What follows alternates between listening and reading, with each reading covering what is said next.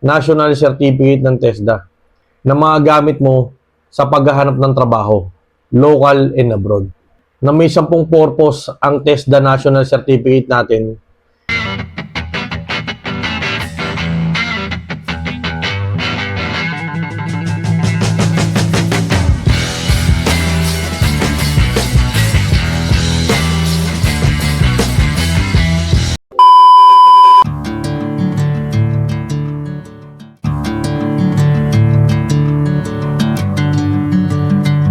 Kamusta mga boss?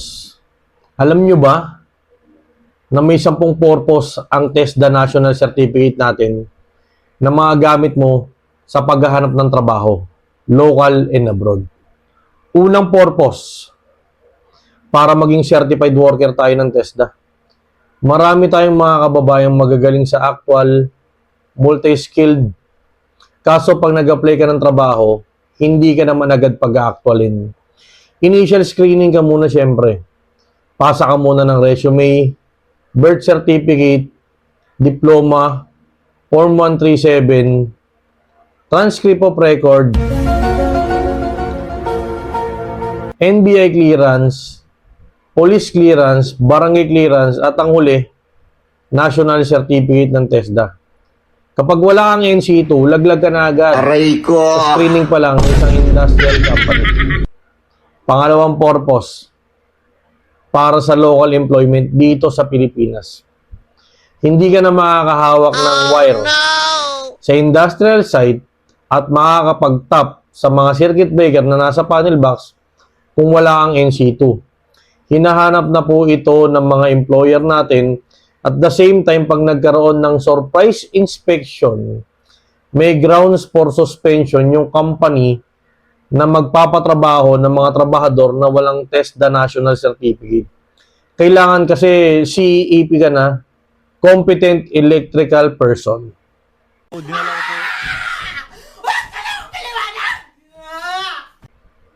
Pangatlong purpose, magagamit mo ito sa employment abroad. Kung ikaw ay nangangarap na mas mabigyan ng mas magandang buhay ang iyong pamilya, at kumita ng dolyares, magagamit mo yung national certificate. Hinahanapan na po kasi ang mga industrial worker natin ng TESDA NC2 kung tayo yung mga ibang bansa. Hindi na uubra na lang yung PRC license na hawak natin. Kailangan meron tayong TESDA national certificate. Ang proseso po nun, once na makapag-take ka na ng national certificate sa isang TESDA accredited assessment center, i-assist ka doon ng isang competency assessor. Pagdadaanan mo yung demonstration, written exam, oral questioning. Once na may pasa mo yun, magkakaroon ka ng NC2. Yung NC2 na marireceive mo is wala ng hard copy. Soft copy na lang po yung mga NC2 natin. At meron yung QR code. Kaya wag na wag mo ipopost sa social media. Ang proseso nun, once na matapos ang assessment, is isisend sa'yo sa Gmail yun, then ipiprint mo, ipapakab mo. Ano yung cab, sir? Certificate of Authentication and Verification sa pinakamalapit na TESDA district or provincial office sa'yo. Then, tsaka mo yung dadalhin sa DFA, ipapapostil mo para malabasan ka po ng visa. Pangapat na purpose, ginagamit din po sa RME licensure examination or registered master electrician. Hindi ka na po makakapag-take agad-agad ng RME exam kung hindi ka dadaan sa national certificate. Isa na po yun sa requirements kasi napatunayan sa industry ng mga professional, ng mga expert na kailangan merong actual si RME at REE. Hindi lang pwede yung magaling sila sa theory. At the same time sa computation, importante rin na alam nila yung ginagawa ng mga tauhan nila sa industrial site. Panglimang purpose, Civil Service Commission, Skills Eligibility, Category 2. Alam niyo po ba na ginagamit na yung NC2 natin ng mga uniform personnel, especially sa AFP or the Armed Forces of the Philippines, kung ikaw ay mag-a-apply bilang enlistment personnel ng Army, Navy, and Air Force. Kasi hindi naman po lahat ng mga kababayan natin is nakakapag-graduate ng college dahil sa maraming circumstances like financial capability, environmental problem, family problem, and so on and so forth.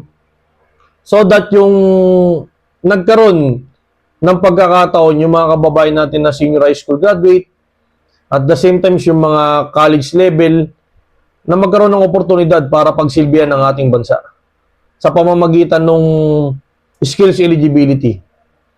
At the same time, ginagamit na rin po ng ating PCG or Philippine Coast Guard. Kung gusto mo pong magsilbi sa ating Philippine Coast Guard, as enlistment personnel din po, magagamit mo po yung national certificate. Isa pang, Ang sarap! pinagagamitan nito sa skills eligibility sa mga government offices po natin, sa mga LGU natin, local government unit, ng iba-ibang lugar sa NCR, and sa mga probinsya. Ginagamit na po yung NC2 natin para ma-permanent sila sa mga plantilla position, especially yung mga job order or yung mga probationary. Pang-anim na purpose, ginagamit po sa DepEd teacher promotion. Alam niyo po ba na yung mga teacher natin dito sa Pilipinas is kailangan ng national certificate para ma-promote sila at mapagturo sila sa TBL track or sa ngayon technical professional electives. Kasi yung NC2 po na makukuha nila is ayun din po yung ituturo nila sa ating mga estudyante sa grade 11 and grade 12.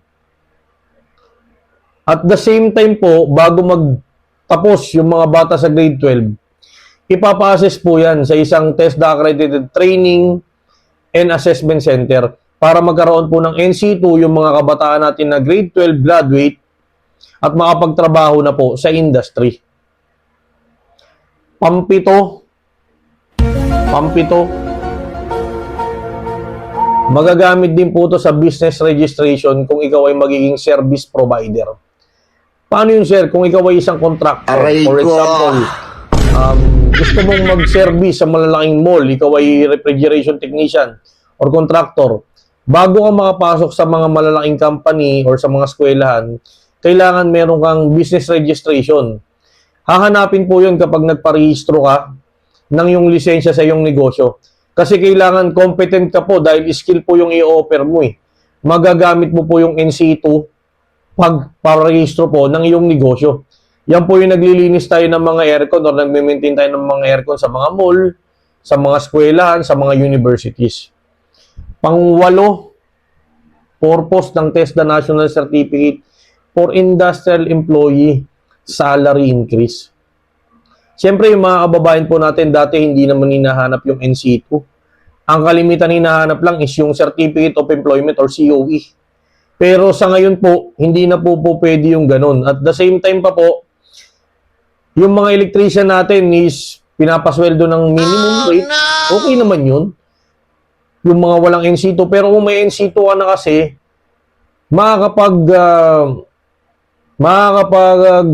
A few moments later. request ka na itaas yung sweldo mo up to 800 to 1,000 pesos, up to 1,200 pesos. Mas mabibigyan mo ng magandang buhay yung pamilya mo. Pang-siyam, na purpose ng TESDA National Certificate, ginagamit na rin po ito ng mga TESDA Accredited Trainer. Ano ibig sabihin nun, sir? Pag sinabi pong TESDA Accredited Trainer, dumaan po yan sa NC2. Lahat po ng mga accredited trainer po natin sa TESDA is pinagdaanan po nila yan bago sila maging trainer.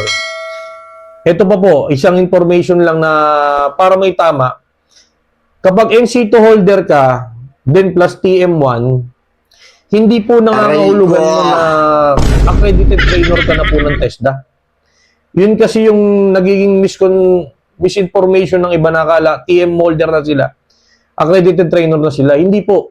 Kailangan mo pang i-convert yan into NTTC or National Tibet trainer certificate. Once na magkaroon ka na nun, dun ka palang matatawag na TESDA accredited trainer. Yun na po yung mga nagtuturo sa mga voucher system ng TESDA.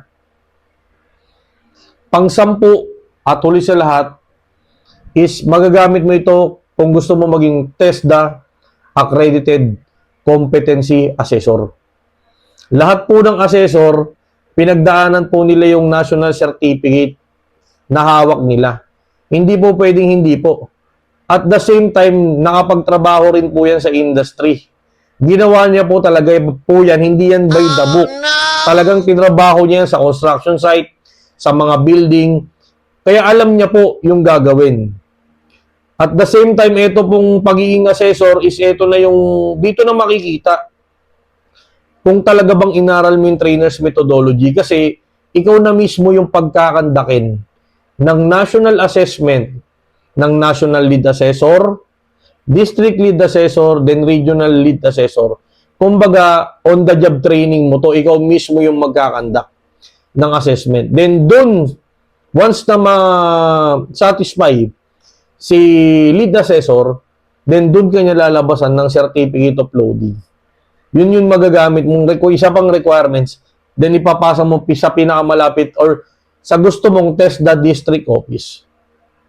Sana po sa 10 purpose ng national certificate na yun is meron kang nagustuhan or pinaplanong kunin kasi para sa inyo ho yan, lalo na sa mga kabataan natin na makapag-take ng TESDA para po 10 iyon. Ewan ko na lang kung hindi mo pa malaman kung ano yung para sa'yo. No, umaasa ako na marami kayong natutunan